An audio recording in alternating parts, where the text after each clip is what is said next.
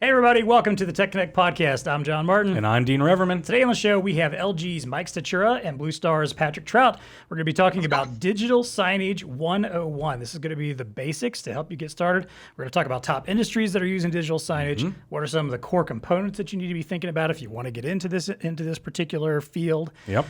Choosing the right software, make a few predictions about the future. We got a lot of stuff to talk about with some experts today. Everything you need to know to get into digital signage, right? Exactly. There you go. Everything. When we're done here, you'll have everything you need. So Bingo. It is time for us to plug in and get connected. Welcome to the TEConnect podcast. It's time to get connected.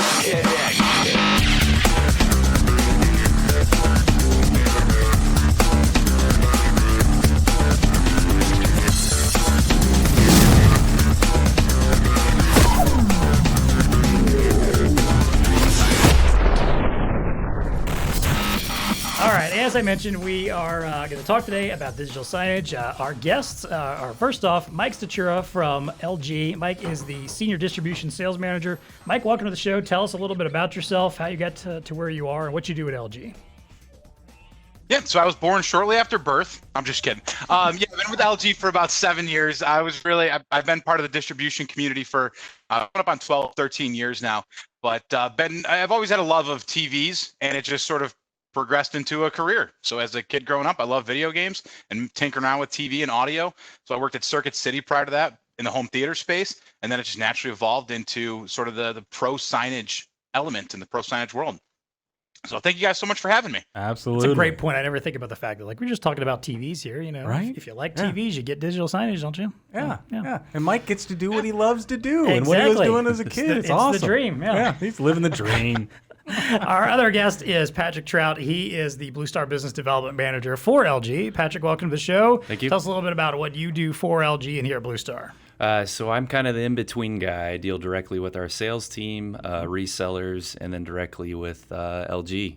So I'm the in-between guy, and I facilitate the opportunities, fill in all the needs, the products, that sort of thing, answer questions. Right, you're the guy that gets stuff done. Absolutely. Tried to. He's been with BlueStar how many years now, I've been Patrick? with BlueStar for 18 years. Oh, Wow. man, Yeah. He is the man. Yeah. I've done a little bit of sales. I so did elementary sales for about school, 10 years. Yeah, that's the joke since I was 12. But I'm actually coming. I think it's next year. I'll be with BlueStar over half of my life. Yeah. Wow. Yeah. So seriously, I mean, Patrick's been through almost every role, and right? You've been in the warehouse for a little bit. I started in the warehouse for a sales? year, sales Yeah. assistant, sales, Yeah. and marketing for like 5 years. So he knows distribution. Not Yes. only does he know That's right. LG, he ins knows and outs of the channel. There He's a you go. lifer. He's a That's lifer. awesome. Yeah, we're glad to have him. Yeah, well, Thank thanks you. so much, both of you, for joining us today. As I mentioned, we're going to talk about digital signage. We kind of wanted to take an introductory 101 approach, so we're going to pretend like we're professors here of a class.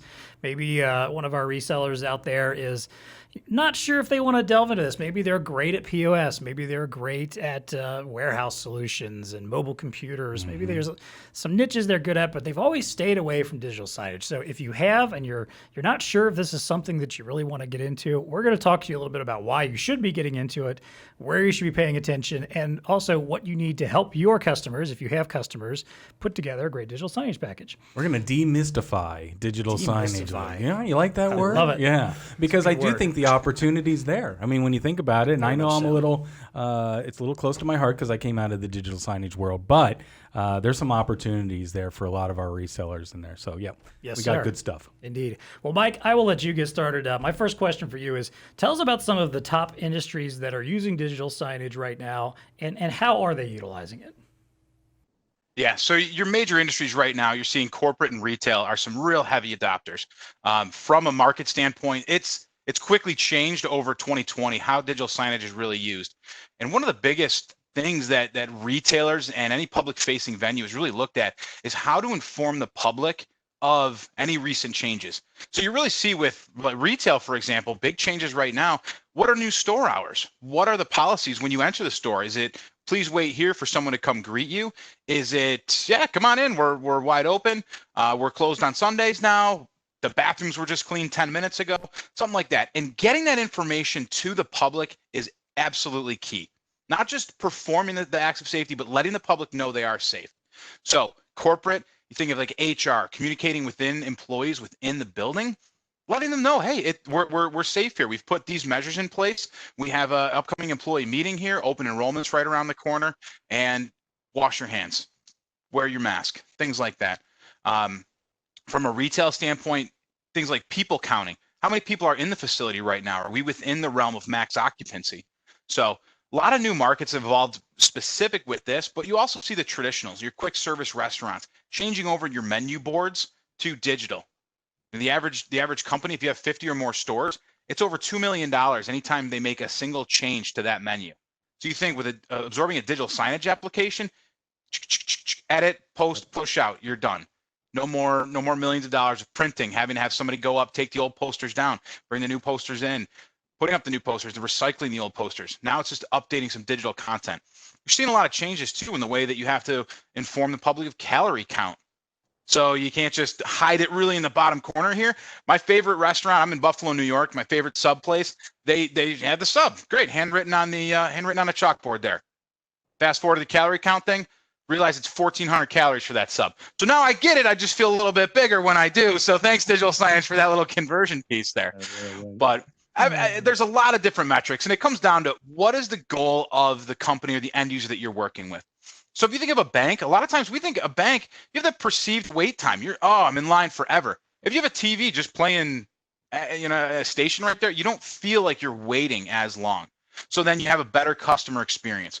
Within retail, are you trying to sell more of a single product? Or are you trying to change around the way the customer feels and interacts about your brand? So you can change your brand perception with digital signage. Think of transparent displays, touch screens, just flashing your logo and showing that different kind of cool ambiance. So really identifying at its core, what is the goal of that company? You think of a bar or restaurant, you need butts in the seats. You want people to be sitting there ordering their next drink, ordering their next meal. If you increase their dwell time that they sit at that seat, they're going to order more food. You're going to increase sales that way. So just coming down, what's the goal, what's the objective, and then really working back, finding all the components that play into that solution. Yeah, and before we get into that, and I think your point's pretty valid there, one of the things that I wrote down is, and what Mike just painted a picture there, not to get too frustrating, is that digital signage is everywhere, right? It can be everywhere. So I think your points are absolutely valid. Retail, yep, got applications. Public, yep, got applications. I mean, you name it, there's an application for digital signage. But what I like about where the industry is right now, and I can remember back in the day when the barrier to entry was cost. And so a lot of folks wouldn't even consider putting in digital signage because the cost of the infrastructure was really high. Right. Not just the display itself, right, Mike and Patrick, but even the media players and stuff like that. And so when they were looking at these high cost things, it was like the ROI was really hard to connect unless you were an airport where you had tens of thousands of people walking through or something along those lines. But now I think the barrier to entry from a cost standpoint is so much lower. You're seeing all these other industries being able to utilize dynamic digital signage. And when you have something that's dynamic, to what Mike was saying, where you can change the message in real time, in adopting to whatever is happening in that environment, the advantages are there, right? Now we've got the perfect kind of storm of we've got the ability where the barrier to entry, and we'll get into some of the components, have come down dramatically, right? Wouldn't you agree? Yeah, absolutely. Making it easier and simpler to deploy these types of programs, removing extra hardware, just making it simpler and easier that you don't have to be an expert in marketing to deploy this stuff, to create that content. So really trying to help that barrier. Yeah, and it can be easier. I mean, I don't know. What do you think, Patrick? Like even I'm thinking of a manufacturer. I'm thinking of an ADC reseller out there who's living in the warehouse all day long. We're starting to see digital signage there too, right? So that they can see productivity and things like that. But really, in today's world, it's just connecting a little bit of an API maybe over to the digital signage, and you can utilize digital signage even in a manufacturing world, right? So even if you're a reseller that's maybe not into digital signage, there might be a play there, right? Exactly. Yeah. So you can see it everywhere. Yeah, definitely. So Mike, you kind of mentioned the components of a digital signage package. And Patrick, I want you to kind of talk a little bit about that because obviously you're very much involved with the hardware side of things on a regular basis. So if someone is looking to get started, looking to get into this particular field and has a digital signage opportunity, what are the core components that they need to be thinking about for their customer that wants to start using digital signage in their facility in some way? Yeah, so there's going to be really 4 main components. The first being the display. Those are going to come in anywhere from 32 inches all the way up to massive video walls. I mean, I think we have an 80 plus on the wall here. Right. But it's really recommended that you use a high quality commercial display, because in the long run, it's going to protect. It's going to have IP certifications, conformal coating, which will help improve the reliability and just the length of the life of the display. The second component is the software. So there's many different software developers, and they can help you with the content creation, training, support, overall creation of the content. But I'm going to give a plug for TEConnect. Oh. I mean, we have over 2,400 software developers loaded in our system. I mean, BlueStar can use that as a resource to help any of our resellers find the perfect software solution for our customers. And some of them are as simple as just a plug and play, where you just literally have to just type in what you need and it does it all for you, all the way up to you can design some amazing, beautiful marketing messages and just gorgeous stuff. So we run the breadth, whether you want somebody that needs it simple or somebody that has the team and the capacity to design some really amazing stuff. Yep. Exactly. And then the third component, it's going to be a media player. So that's going to be the main source behind your signage and what runs the content. But there's also manufacturers that have a system on chip, which is an embedded. It's embedded, so it runs the content as well. And as Mike mentioned, that's going to help lower your costs of deployment. It'll take away additional hardware like a media player, because you can run it through the screen. The fourth component is the content, which is probably the most important. You're gonna there's software providers that have different templates, the content teams that help you just develop the content, rich, eye-catching content that's really going to draw on the customer. Yeah, definitely. And that, to me, that's one of those critical aspects too. Because how many times have you seen a piece of digital signage that looks great, but is running content that just is not useful, looks awful? Yeah. It looks like a web page from like the the beginning of the internet or something. I'm always fascinated. Like, hey, you got this amazing screen, and you clearly have a desire to do this, but you look like you have a GeoCities website thrown up on it right now. Right. That has gotten so much better, though. I can tell you, because it very much has. I came out of the content world. That's how I made a living for close to a decade. I was developing content for digital signage. But today's world, you don't have to. That doesn't have to be a fear point. There are providers out there. There are libraries out there. There is automation on the content side that is phenomenal, and you can have real-time information that looks great. Coming that your signage is not going to look stupid, if you will, from the sense of, oh my God, look at that. What kind of information is up there? Right. That's no good. I want to go back real quick on one of the components, if we could, real quick, Patrick, and Mike. Maybe you can chime in here. The importance of having a commercial display. I mean, we cannot emphasize that enough, because again, I'll just go back to where I was in a previous life. We would have customers all the time. And again, it used to be the cost of the components was part of the barrier. And so a lot of people would try to go on the cheap on the display, right? I cannot tell you how many times I was in a sales meeting. Well, I can go down to Best Buy and get, a $300 32-inch display, and you're trying to charge me whatever for this commercial device. I'm like, do you want it to last or do you not want it to last?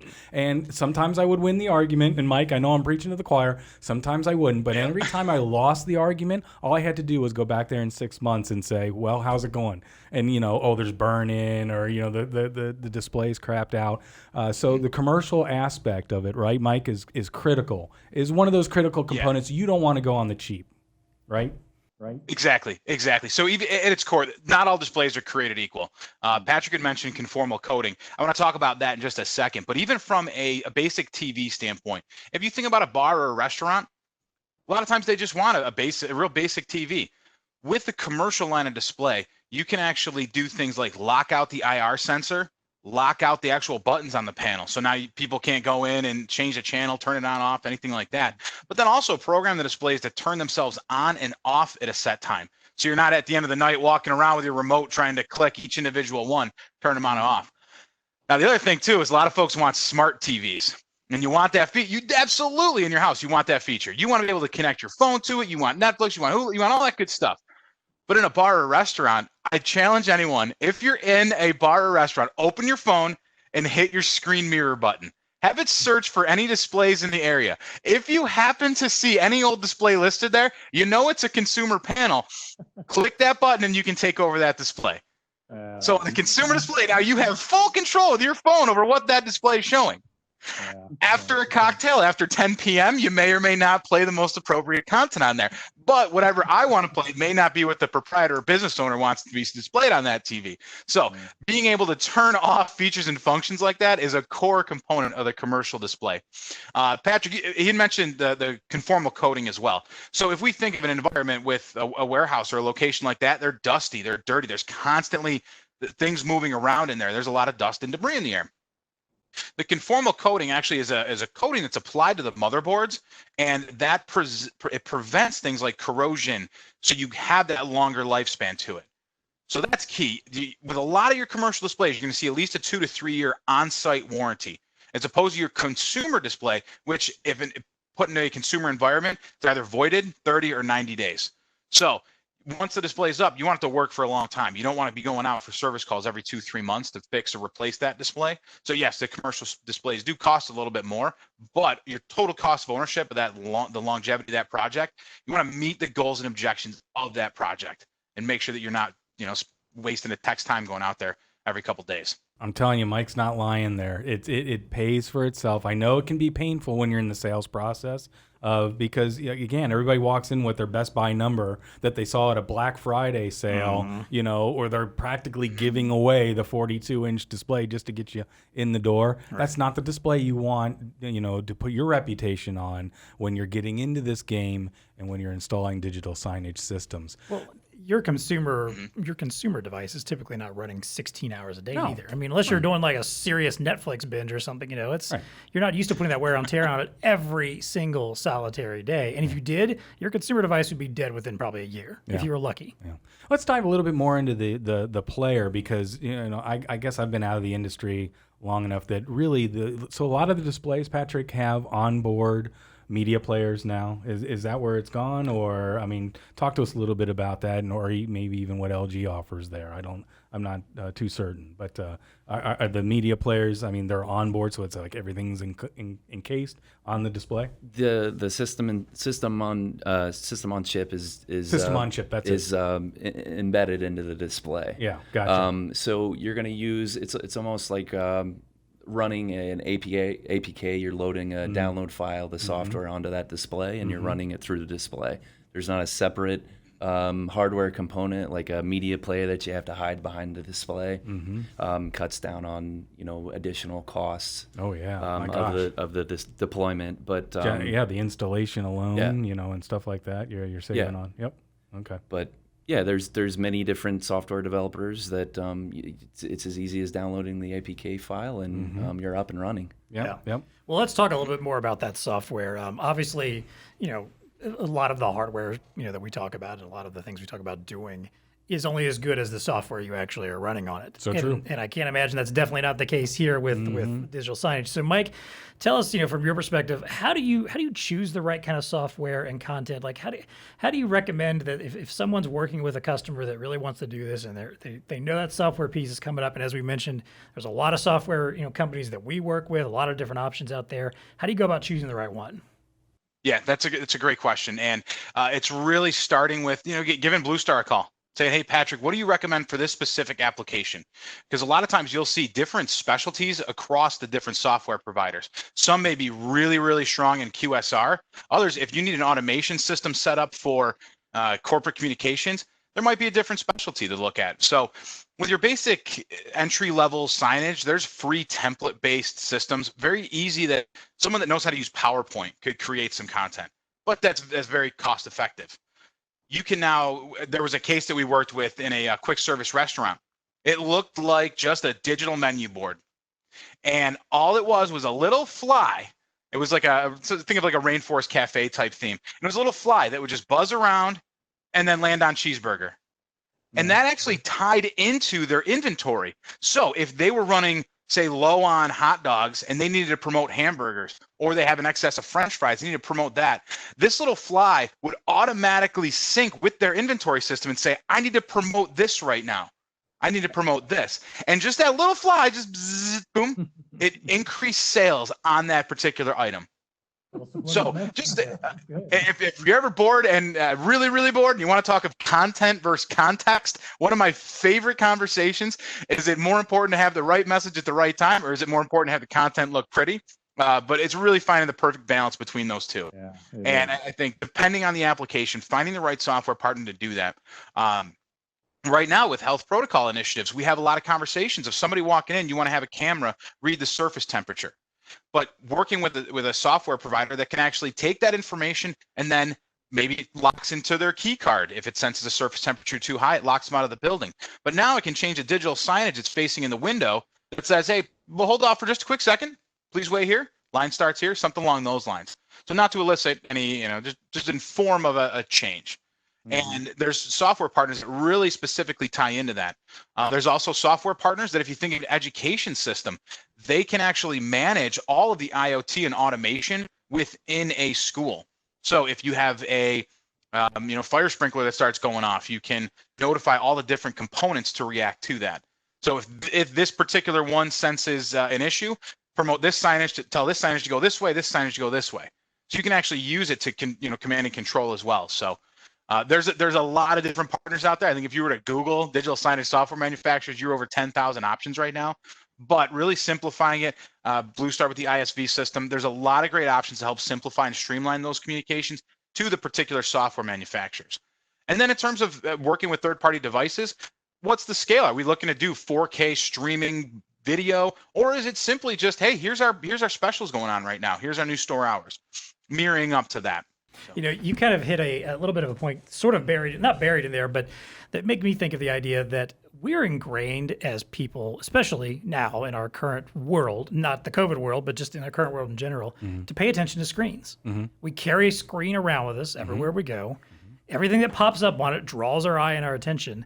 So I feel like when you're out and about, digital signage is much more eye-catching and catches your attention than just standard signage. Oh, yeah. Like if you walk into a restaurant, there's all kinds of studies around it. Exactly. It when you works. walk into a restaurant, I notice the difference. Like if I walk into a restaurant that has their fast food menu board or something, up in beautiful digital signage that's dynamic and moving around and colorful, I notice that. Whereas if you walk into a restaurant that just has a static old menu board with maybe just little individual letters or something, the old school stuff, most likely you're not paying as much attention to that, and you're going to be that person that walks up to the counter going, what do I want again? Whereas otherwise, maybe you were in line the whole time, you were staring at that because you were fascinated by it. Yeah. So I think there's something to be said for, that kind of that partnership and those software companies and the idea of placing signage to tell a message you want to tell that's going to catch people's attention because they're ingrained and trained to look for it. Absolutely. Yeah, it's very effective. Like I said, there's been studies on it. Go ahead, Patrick. No, I was going to say, I think as you mentioned in the restaurants, the way the times are right now, they really need to grab that attention. I mean, they're being opened up, they're being shut down. No one knows if they're open. Like Mike had mentioned, you walk up to the restaurant, you don't know if it's open. Right. You don't know what the restrictions are. You don't know what the hours are. So having that display that faces out to display that messaging, to display, the menu, the options, that sort of thing, it's really helpful, I think. Because how many times have you walked up to a restaurant or any kind of like food facility and found a little pasted piece of paper on the inside back of the door? It's half crumpled up and torn to shreds that says like closed or this is our new hours or something's going on here. Yeah. And you don't know that until you've walked up to it, and then you're just mad. Like, well, I'm not coming back to this stupid place. I didn't even know they weren't open today. Or 3 weeks old. And Yeah, they haven't changed exactly. it. Yeah, but yeah, you're right though. If you could drive by or just be like, even from the road or something, be able to quickly see like we're open. Here's our hours or something. You're right. Yeah. I never really thought about that, but yeah, because that's happened to me. There's a donut place I went to a couple weeks back that for some reason was closed on Mondays. I don't know why you picked Monday. Like I want a donut on Monday morning. I don't know. So, but I walked up. I got out of my car, walked up to the door, put my mask on, walked up to the door. Oh. And then there was just a little piece of paper in the corner that told me their hours right now. I'm like, come on, like it wasn't on the internet, it wasn't anywhere else, like it was right there. Anyway, Going to local pizza place, and there was just an 8.5 by 11 on the window, and it said max 3 people at a time, and it's a small little lobby. How do I know how many people are in there? Where does the line start to note who's next in line? It was a mosh pit in the parking lot. So definitely, a lot of the displays that we're talking about too that go in the window here, they're not your traditional displays. These should be high bright that can shine through like the window tints. And if you have a pair of polarized sunglasses, take a look at a screen and then rotate that screen 90 degrees, and you'll most likely see it black out because it actually crosses in with the polarization. So with a lot of the commercial displays we're talking about, they're a higher brightness, and when they're put in portrait mode to fit easier in a window frame, you can still read them with sunglasses, and that's a small little feature that's really important. Yeah. definitely. Kind of going back a little bit, I'm gonna rewind where we were on the software companies, because to Mike's point, I'm not even gonna Google digital signage software because it will be ridiculous amounts of returns on that, and that's really overwhelming. I can remember. And I hate to keep going back, but when our company got into digital signage, even back then, 20 years ago, it was overwhelming at that point in time. So here's what I think a reseller should keep in mind is that if you have a relationship with your customer that is awesome, that they see you as a true consultant and you're a true partner to them, don't worry about the digital signage in the sense that finding the right partner. If you lean on manufacturers like an LG and Mike or BlueStar from a distributor standpoint, we can help guide you to the right person because we live in that world. So if you have an opportunity, if you own the relationship and you have an opportunity in retail, we'll guide you to the right software companies. Or if you're in the manufacturing world and you're looking for somebody, we can help guide you. I mean, I would just advocate that you lean on the partners that are in the space to help guide you because you got the relationship. Lean on your ecosystem to help guide you to the right point, and they're out there. I mean, I love where you're going, Mike. That it's gotten so niche-y in digital signage. You can find software specifically for healthcare, specifically for front of house, retail, et cetera. They're out there already. You don't have to reinvent the wheel. You just need to connect yourself to the right person. Yeah, definitely. So.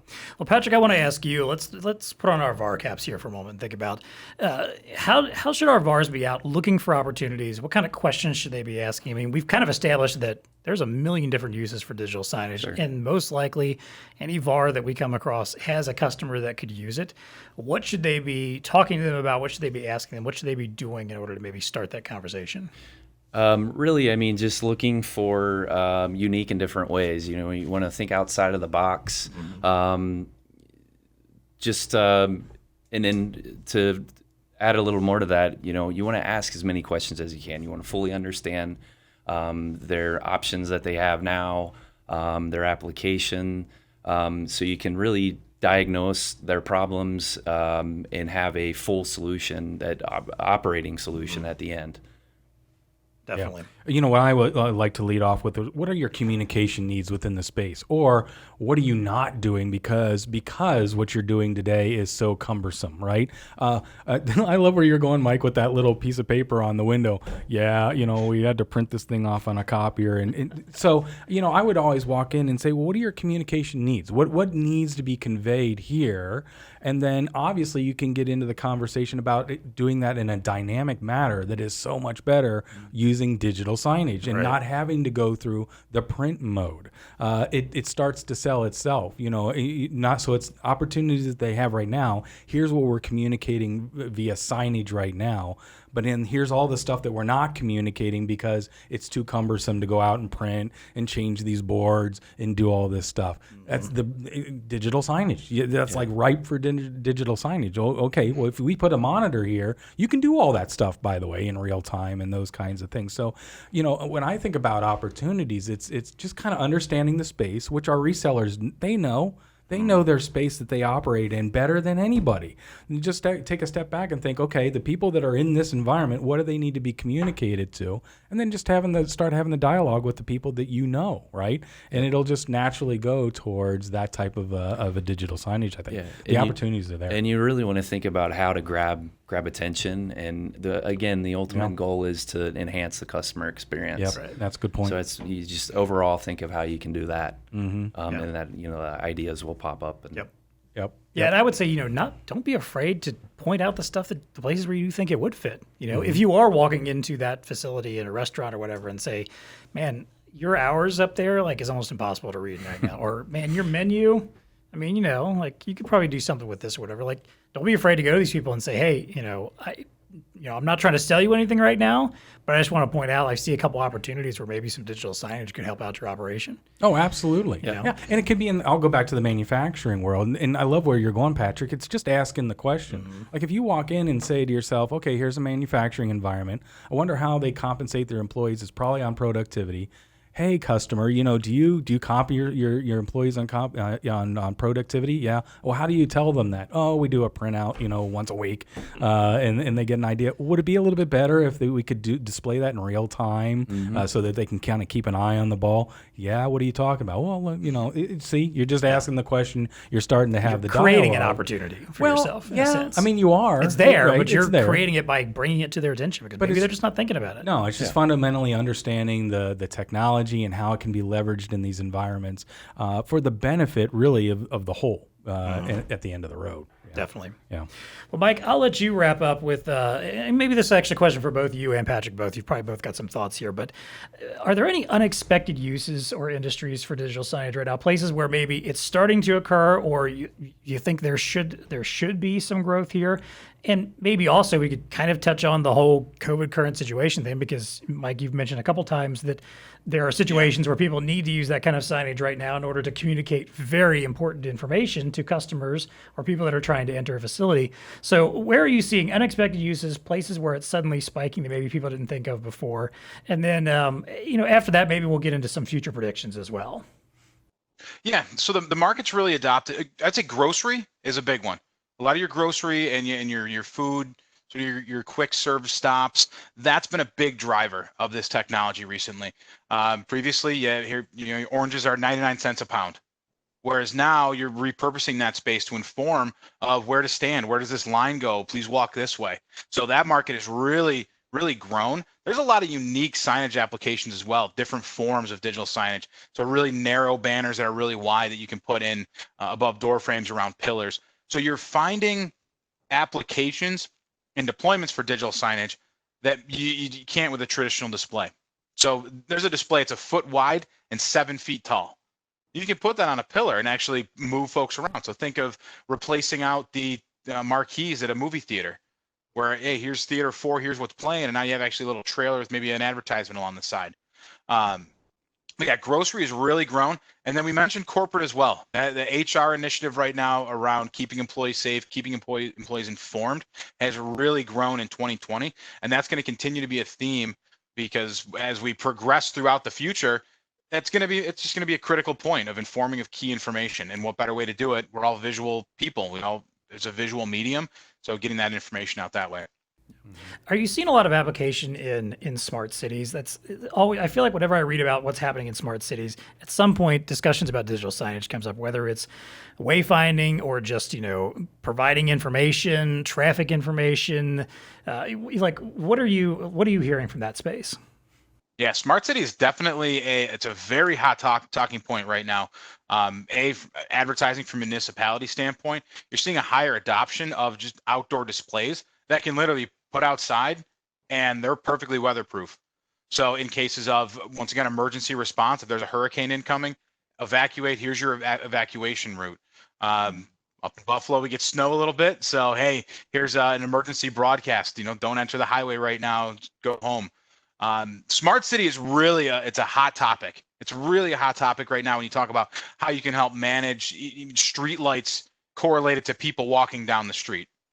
So you think when a sports game ends, you now have a flood of people in traffic that hit the streets. So now, digital signage can help play in that with directing people where to go, but doing things like sensors to determine how many people are in certain locations. So smart city is definitely a hot topic as well. Awesome. Patrick, what about you? I know in the BDM role, we frequently get asked by our salespeople and the resellers about, hey, a customer came to me and they want to do this. Is that something you guys can do? Like, and a lot of times those would be questions where you think, man, I've never been asked that before. But yeah, that is probably something that could apply to this piece of hardware. Have you had any interesting, unusual questions like that that you weren't expecting but are viable uses for digital signage? Yeah, I mean, as Mike had mentioned, we're working on a solution now with entrance flow management. So you walk into a doctor's office, dentist office, any type of office environment, and it has a camera on it, displays whether or not you can enter the office or you wait outside.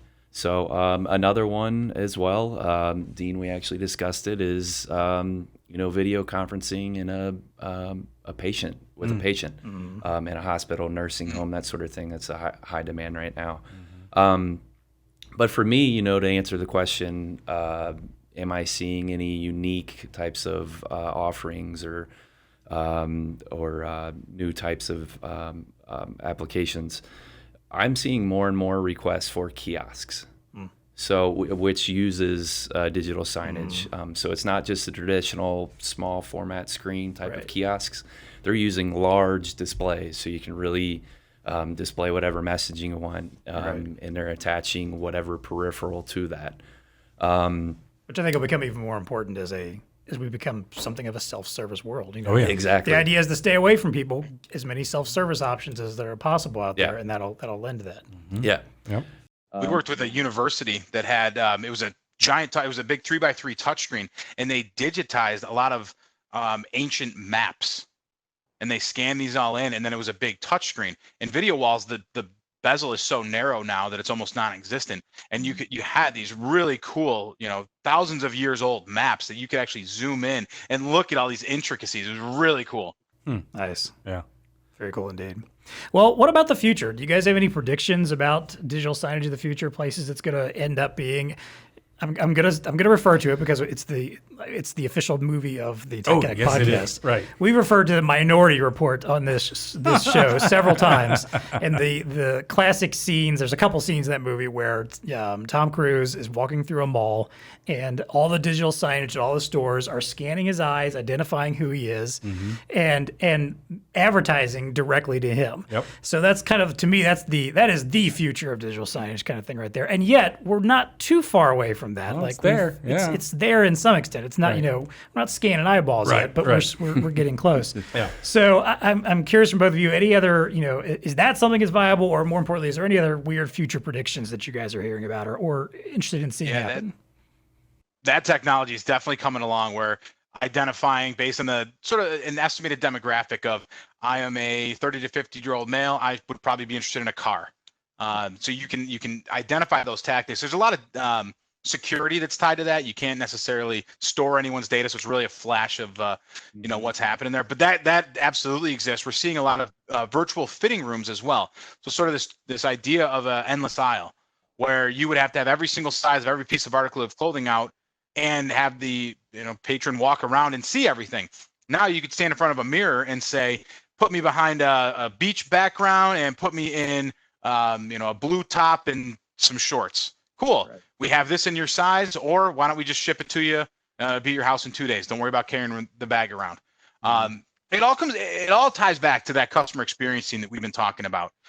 Touch screens now. You're seeing a lot more interactivity from that aspect.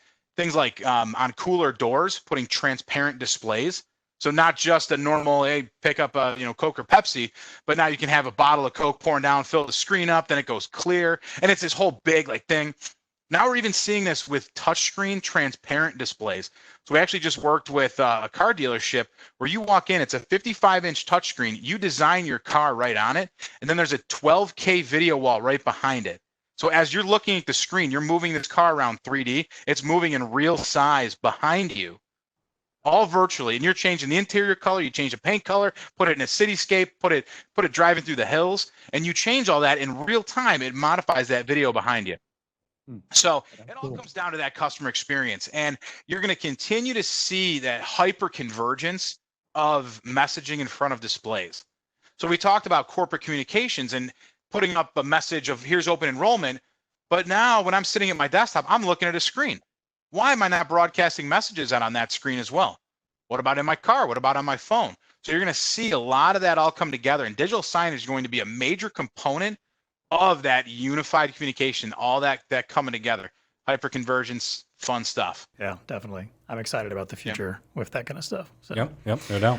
Well, this has been a fantastic conversation. I do feel like we've given a nice 101 level. I want to thank Professor Stachura and Professor Troutt for coming in as cohorts for this semester of Digital Signage 101. Dean, did you have any extra additional thoughts to add? I do not. I know we're getting into the value of the VAR, so I made some notes along that regards. Well, Dean's right on it. We want to shift over to our recurring segments. The first one is the value to the VAR. This is where we want to talk directly to our reseller listeners, a little bit about, kind of how this conversation wraps up into one piece that they need to think about. And the question I want to ask you guys, and Patrick, I'll let you start with this one, is, why should a VAR that's not currently selling digital technology or digital signage, why should they be getting into the technology? I feel like we've touched on this in a lot of ways, but what are a couple bullet points that you would give them of why they should be involved in this? Sure. I mean, as Mike mentioned, there's several different types of technologies that are increasing. We're seeing more automation, more interactive experience, more, touches everywhere now. So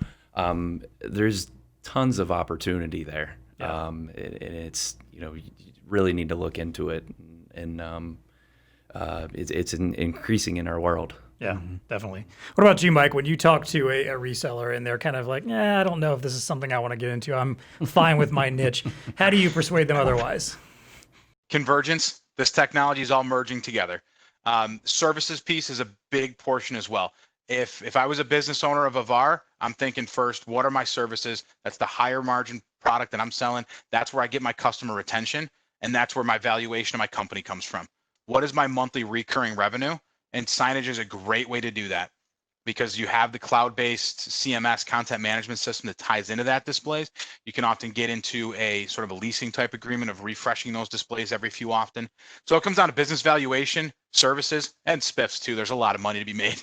So definitely kind of really those 3 points.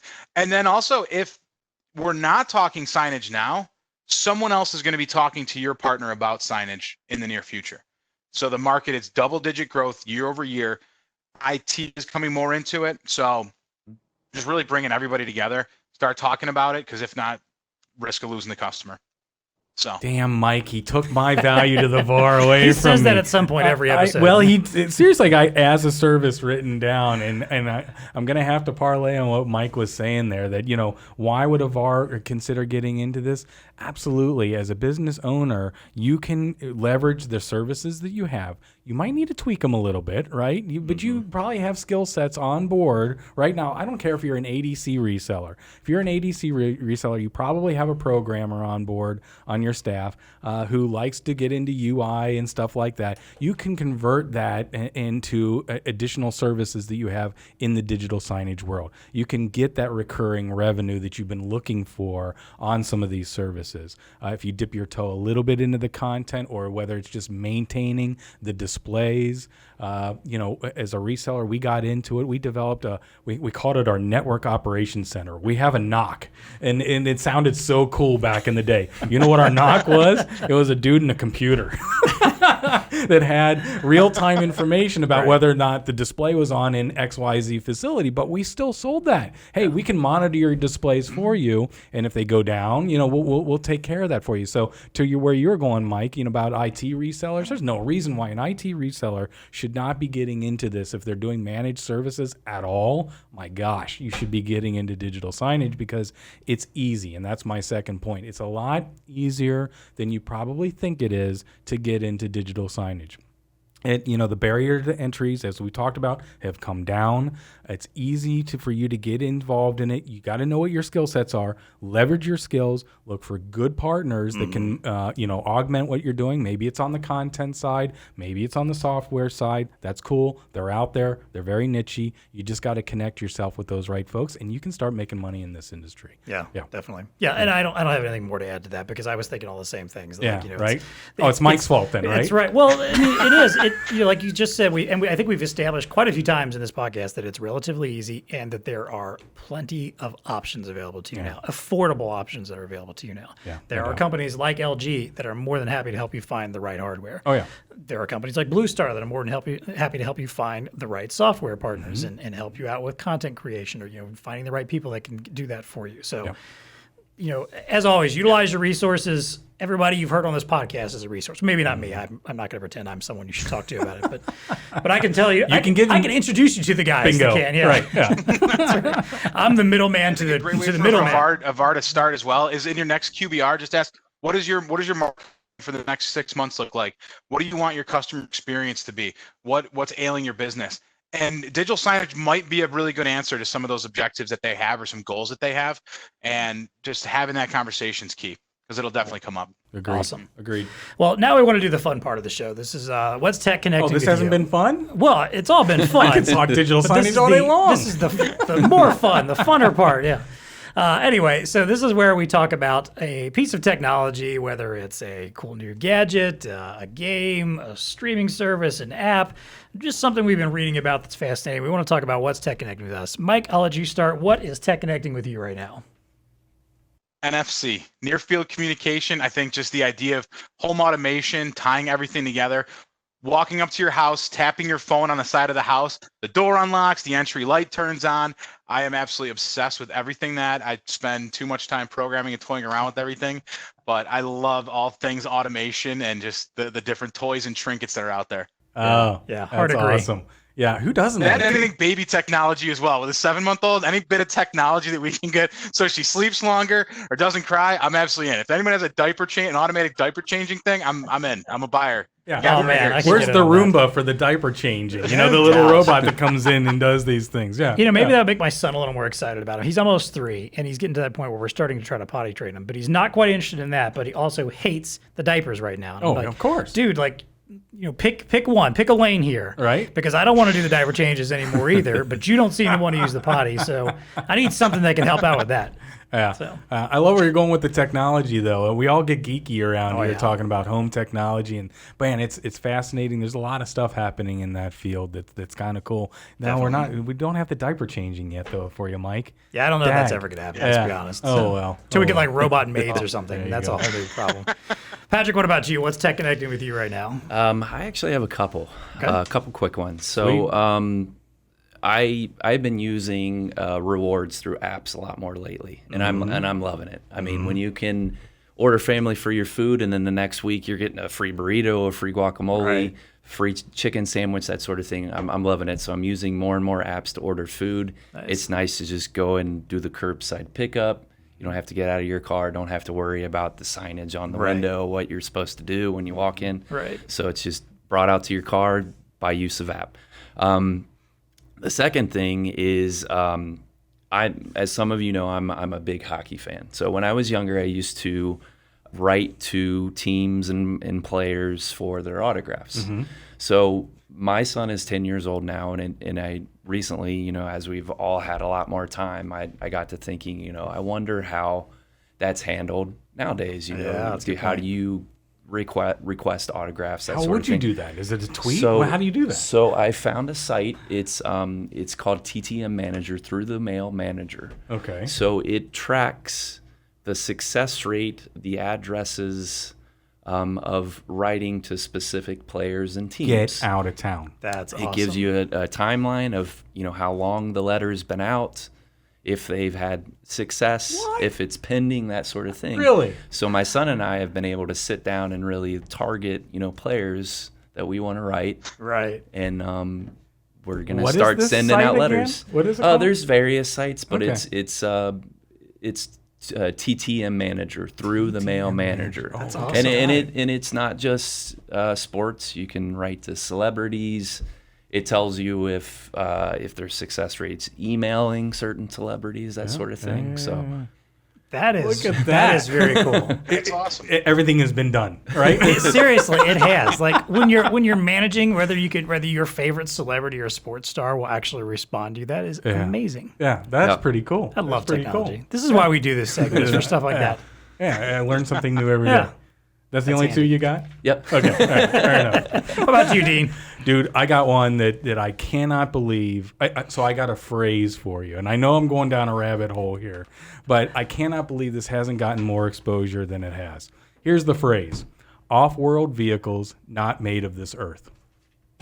Have you heard the New York Times story that I came have out not. where basically the U.S. government has admitted yeah. that we have, and I'll say it again, off-world vehicles not made of this earth. Right. I just can't even get my head around that, you know. So do you know who Bob Lazar is? Yep. Okay, so maybe he wasn't a kook after all. No, This is he the was guy not. That worked in the S4, I guess the area S4. I've learned He was a little bit he was more a about congressman for a while too, wasn't he? Was at the same? Or No, I'm no, thinking no. of Harry Reid. Harry Reid was Harry Reid. big on trying to expose this stuff Yes, too. Yeah. dude. I mean, it's just I can't get over that phrase, and just I've been thinking to myself, okay, so we're not alone. You know, right? And our government has admitted that we've got stuff here that we can't explain. Yeah. You know, that is not made of this earth. Yeah. It's just, I'm just trying to get my head around it, and it's hurting my head. We need to bring back Storm Area 51. Oh, yeah. Do you remember that from last year? Like that was the thing going around. Everybody was going to try to rush Storm Area Area 51. 51, And, yeah. and Well, that's where they're rust at. in there. Yeah, exactly. So Bob Lazar is a guy who I guess was back in 1989. He had this seminal interview with KLAS, who's this TV station in Nevada there in Las Vegas. And, you know, he basically spilled the beans about the fact that he worked in a very specific area on a very specific, he was into the propulsion of one of the aircraft, or if you call it that, one of the craft that they found. And everybody's like, whatever, the dude's just like loony. But now you fast forward to 2020. And by the way, only this can happen in 2020 and not get the news coverage. I mean, what kind of a year are we living in? Yep. You got a pandemic, you got social rioting, you got a Great Depression. Oh, and just throw in the fact by that the way, there might UFOs be are real. aliens. Yeah. It's no big. Got aliens on 2020 bingo. I mean, how does that And even somehow happen? that's the least of our problems right This now. is the least of our problems, is the fact that we have off-road vehicles not made of this earth that we got. Yep. We don't know what to do with them. You know, they're over here in the corner. It's like, what is going on? Anyway, That should have been like a week-long cycle of the biggest story. week long. in human This history. is like, no, you're not diving big enough, dude. I mean, this is like game 30 changing years. across Yeah, the yeah. board. This is what is religion. I mean, it goes so deep so fast. For me, it's like, wow. Okay, so they finally admitted that they got them. Yeah, which, you know, that also does make me think, though, if they're finally admitting to this and putting these videos out, they must not be terribly concerned about the public response. Or maybe that's why they picked right now. They're like, Maybe it is. like, hey, we can't. this is a take good it. We time can't to handle slide it right this now. out. Yeah, no one's going to pay attention to this. It's not going to blow anyone's minds. So, We got. You know, what are they going to do about it at this point in time? yeah. So I'm still trying to get my head around it. There you go. That's what's connecting with me. All right. How about you, John? So I hate to like bring down the show, but I am going to kind of give a little bit of a somber note for mine. A few weeks back, we heard about the passing of Grant Imahara. And if you're not familiar with Grant, if you know the show Mythbusters, classic show, went on for years, where Love they that tackled guy. the myths from Hollywood and just the regular myths that people always come up with about, like, if you keep your eyes open while you're sneezing, will they pop out of your head? Can you really drive better when you're drunk? They tested out all these awesome things. Grant was one of the build team guys. He came into the show maybe a year or two in, I think. It was him, Tori Bellacci, and Carrie Byron are the three build team. Honestly, sometimes they were my favorite part of the show because they always got 100%. just fun side, cool projects to go off on. And he was like the tech guy who went in and like helped design like what they needed to do in order to try something out. Well, he passed away a few weeks back. I didn't know also when I was reading about it that he helped out with a lot of special effects for major films. He was the guy running R2D2 in the new movies. What? There used to be a guy in R2D2 for a long time in the old movies. But now, obviously, it's digital and robotics. He was the guy that helped put that together and create the programming, and was the guy behind the scenes operating R2 and some of the other droids. He worked on a lot of other feature films. Was really well known for his technical ability in Hollywood and for robotics. Just Great guy. Always, no one that knew him had anything bad to say about him. So, a big loss for the world of wonder. And you want to talk about a show. Mythbusters is the kind of show like for people like us that are fascinated by technology. R.I.P. Grandy Mahara. There you go. A little homage to him. I love that show. And I couldn't agree with you more. The three of them really kind of made that show what it was. Yeah. Definitely. Yeah. Too bad, but, good memories, right? Oh, yeah, good definitely. Memories. Yeah. Well, that does it for us. I want to, again, thank Mike and Patrick for joining us. Thank you guys both for being on the show. Thank you, gentlemen. Today. It is time for us to unplug, but before we do that, I do want to let our fans and listeners know that, hey, you can reach out to us if you have any questions or concerns about digital signage. If you're a reseller and you want to get into this, don't hesitate to reach out to us. If you want to get with Mike and Patrick, great, but you can also reach out just to us on the pod. We're on Twitter at TEConnectPod. You can email us TEConnect@BlueStarInc.com. And hey, if you like the show, please get on Apple Podcasts. Give us a 5-star Give us a little rating there, right? Yeah, we Tell need your friends to subscribe along the way. Get somebody else to subscribe. We need the love. We would appreciate that right now. There you go. Until next time, everybody, stay connected. TEConnect podcast is brought to you by LG. More than ever, relaying information to employees and customers is critical, especially when health protocol messages can change at any moment. That's why LG is offering special signage packages for essential services like grocers, restaurants, home improvement centers, medical clinics, pharmacies, banks, and more. LG's health protocol solutions provide easy-to-use digital signage that you can update messaging on as often as necessary, even remotely from a central location. Each package also includes a mobile cart for mounting, allowing flexible placement where signage is needed. To learn more, visit LG's microsite at BlueStarInc.com or contact your LG representative.